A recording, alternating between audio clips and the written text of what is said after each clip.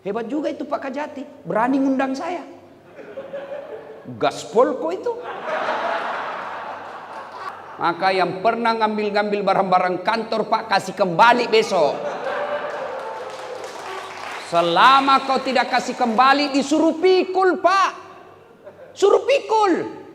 Pikul mobil, pikul meja, printer, kertas 10 rim, meja, Bapak pikul semua. Lewat security, wah ternyata Bapak yang ngambil. Saya yang dipecat. Adik-adikku jaksa muda, kalian mau beristri, lihat agamanya calon istrimu. Kalau kau jalan ke mall, dia malu tidak pakai jilbab, dia malu kalau tidak sholat, dia malu jalan berdua, harapan sudah itu. Tapi kalau baru dipacari selalu minta malam minggu dibelikan coklat, malam Senin dimintakan baju baru, malam Selasa diminta dikarikan lagi kaos kaki baru. Hati-hati bos, kau bukan cari istri tapi kau bakal jadi ATM. Benar, banyak orang yang tadinya bersih, karakternya baik, tapi karena dapat istri yang tidak baik, akhirnya larut dalam dosa. Nih, hati-hati memilih pasangan. Bagaimana kalau sudah terlanjur Ustaz? Ada 2 pilihan. Bapak ganti kartu atau tambah kuota. Kalau Bapak berani. Yang kedua, karena waktu yang sangat ringkas, hati-hati memilih kawan. Pak Kajati, Bapak hati-hati memilih kawan Pak. Demi Allah, tidak semua yang datang ke kantor Bapak ini bawa pisang goreng, bawa ubi rebus, belum tentu dia ikhlas. Demi Allah, apalagi yang namanya kontraktor.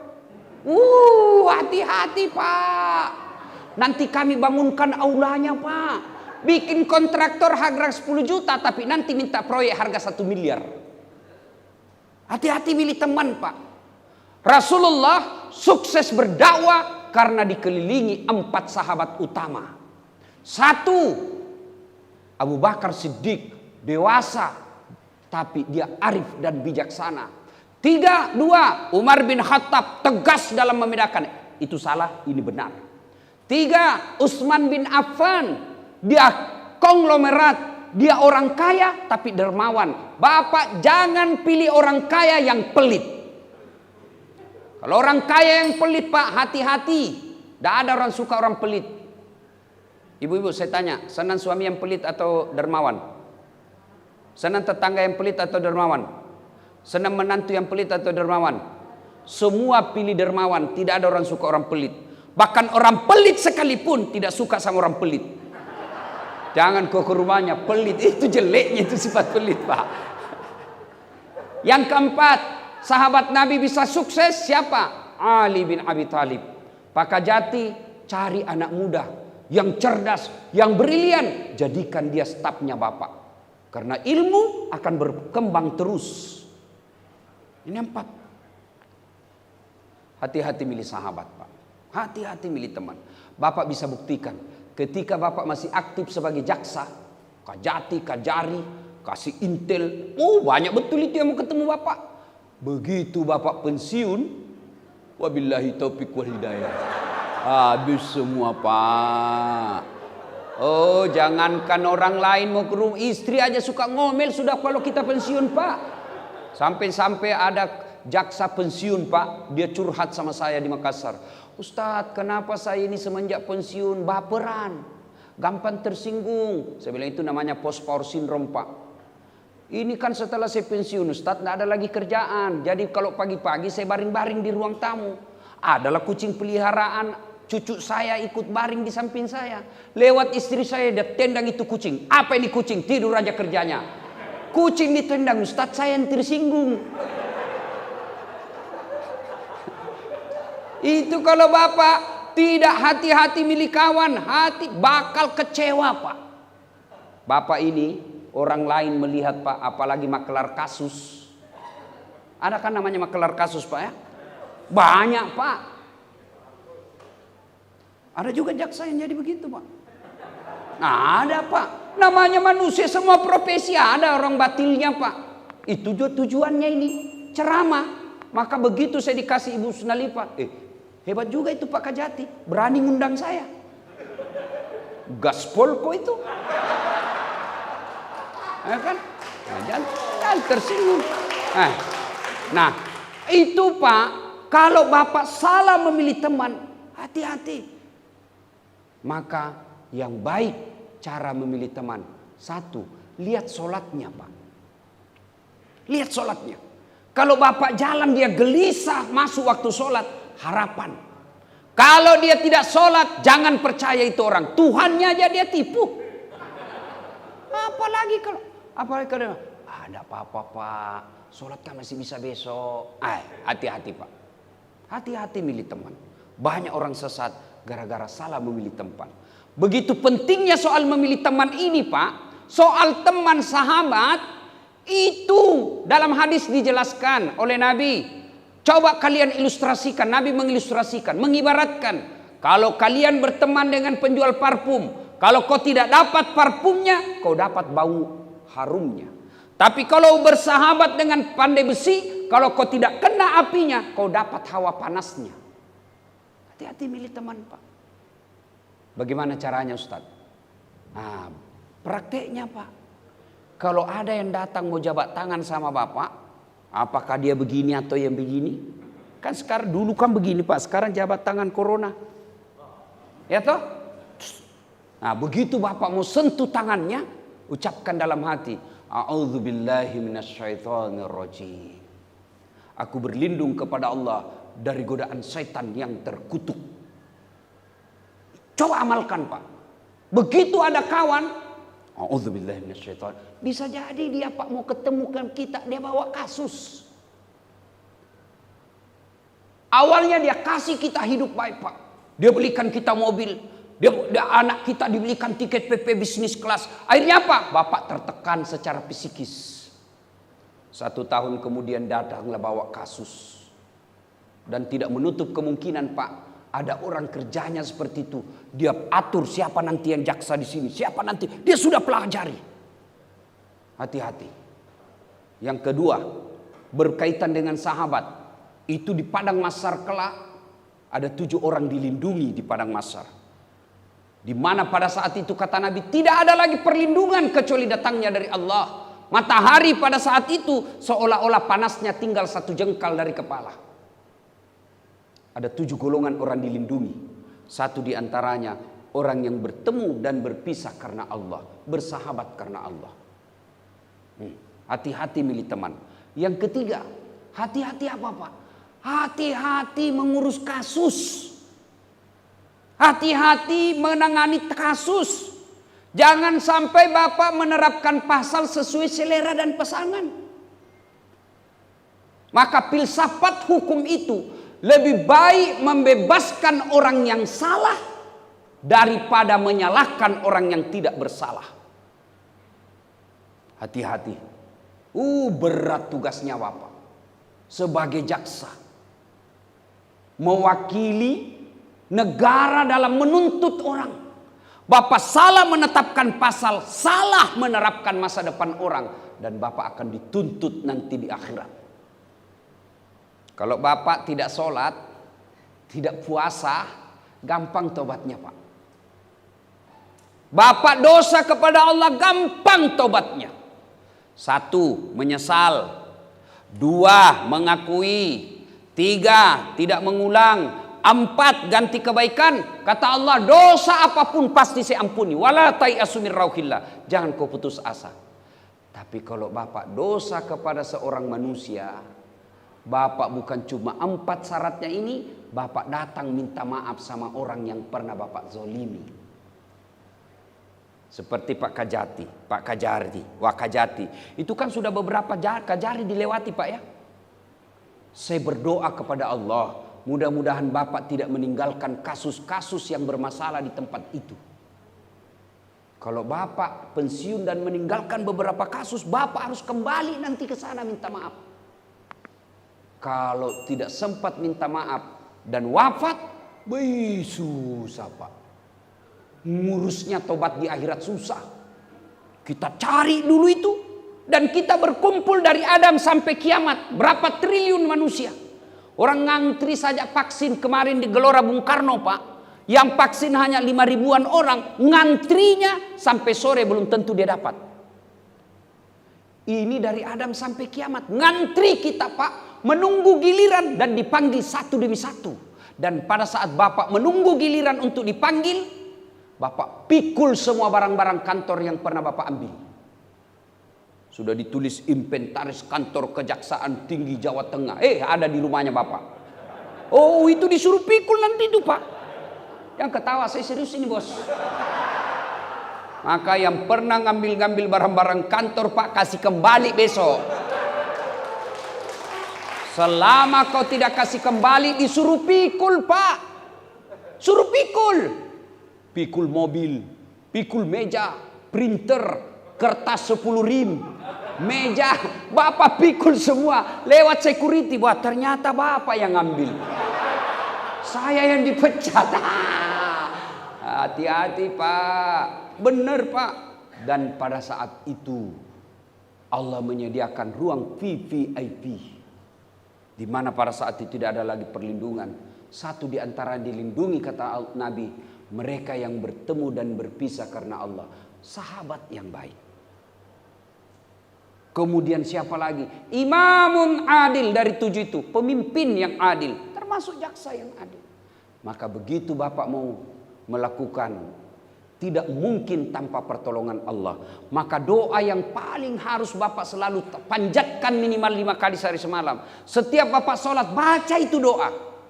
Ya Allah, tunjukkanlah yang hak adalah hak. Dan berikan kesanggupan kepada saya melaksanakan yang hak itu. Dan tunjukkan yang batil adalah batil. Dan berikan saya kemampuan memerangi kebatilan itu. Bapak harus amalkan.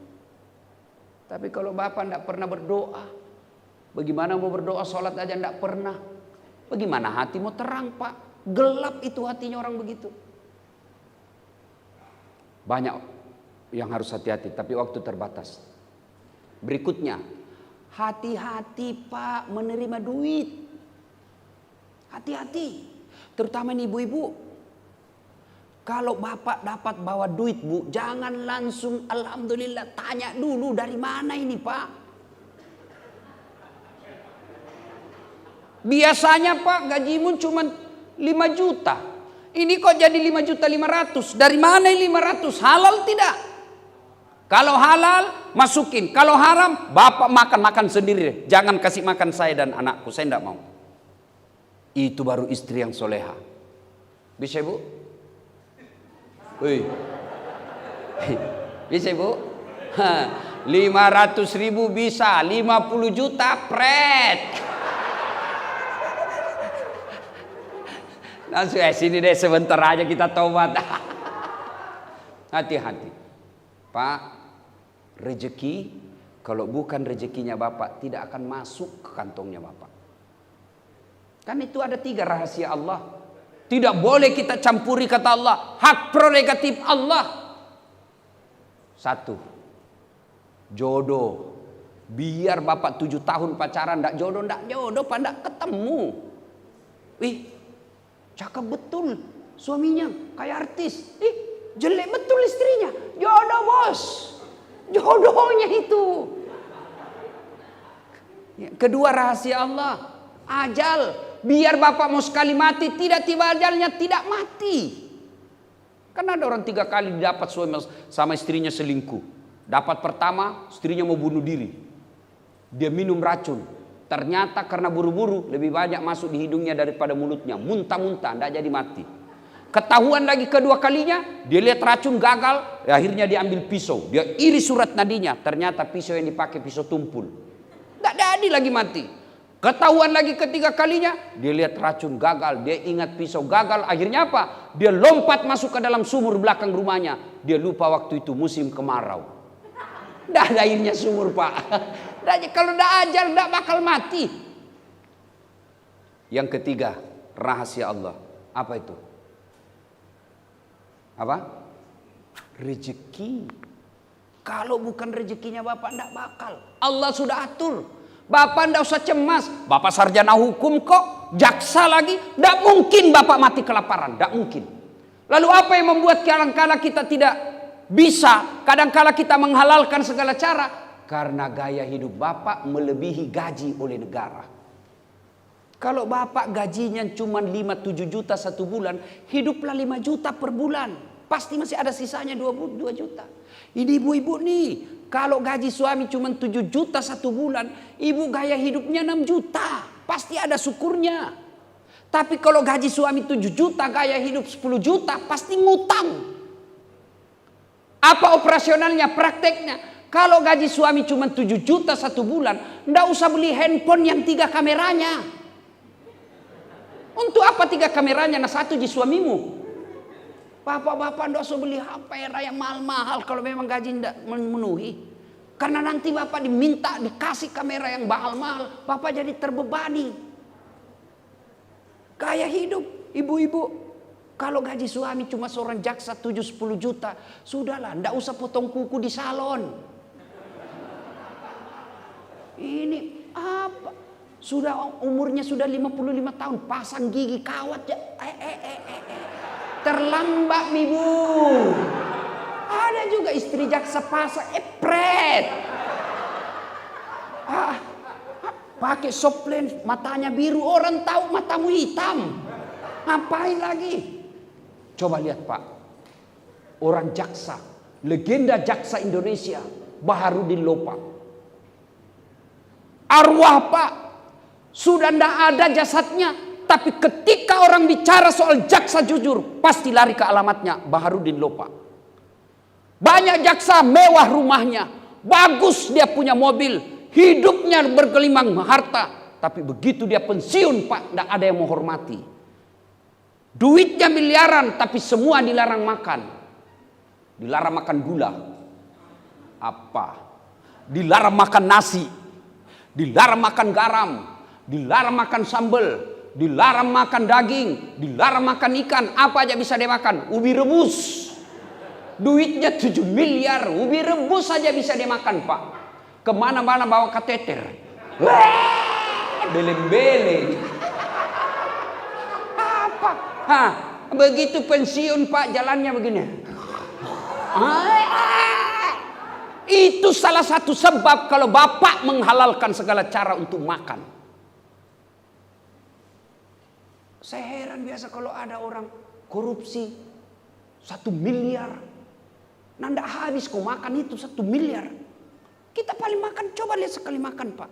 Dan kalau bapak menjadi jaksa yang jujur, orang akan berkata, itu bapak itu hebat. Bukan cuma bapak yang nikmati, anak keturunan bapak juga akan nikmati.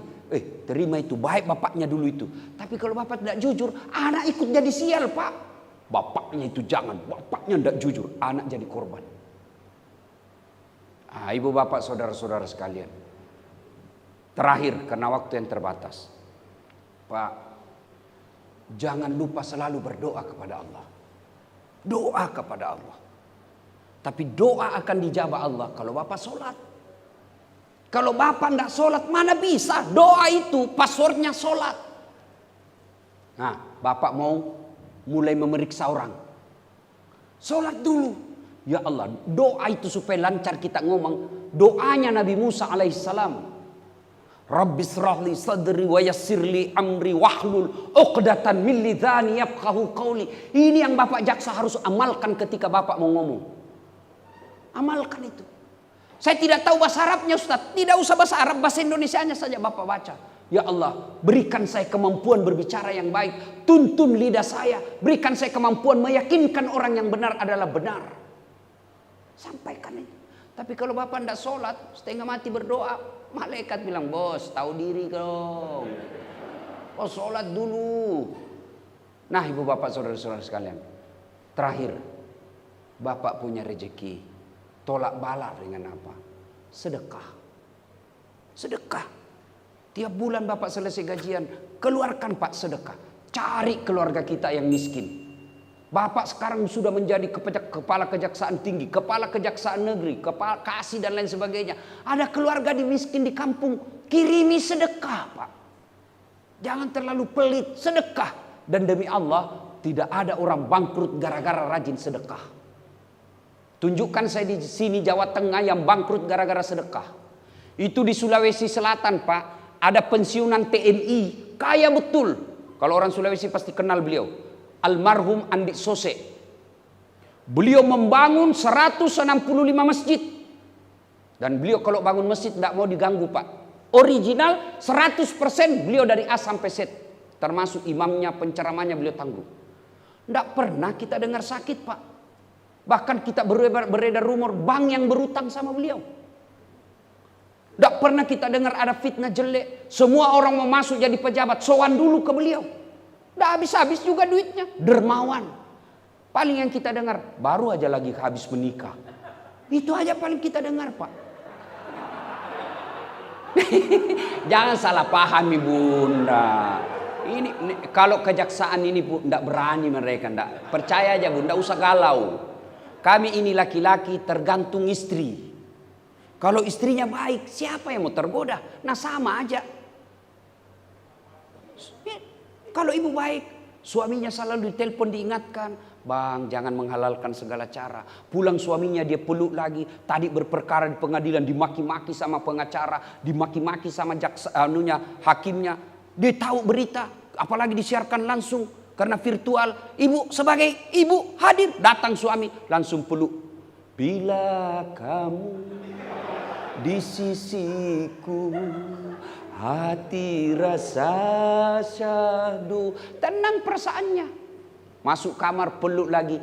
Insaflah wahai tenang. Itu lagu-lagu ibu-ibu zaman dulu. Tapi kalau sekarang lagu-lagunya ibu-ibu, ampun Banjago, Banjago. Apa Banjago? Berhenti jago dia kalau berhadapan sama penyidik. Nah ibu bapak saudara-saudara sekalian, banyak yang ingin kita sampaikan tapi waktu terbatas.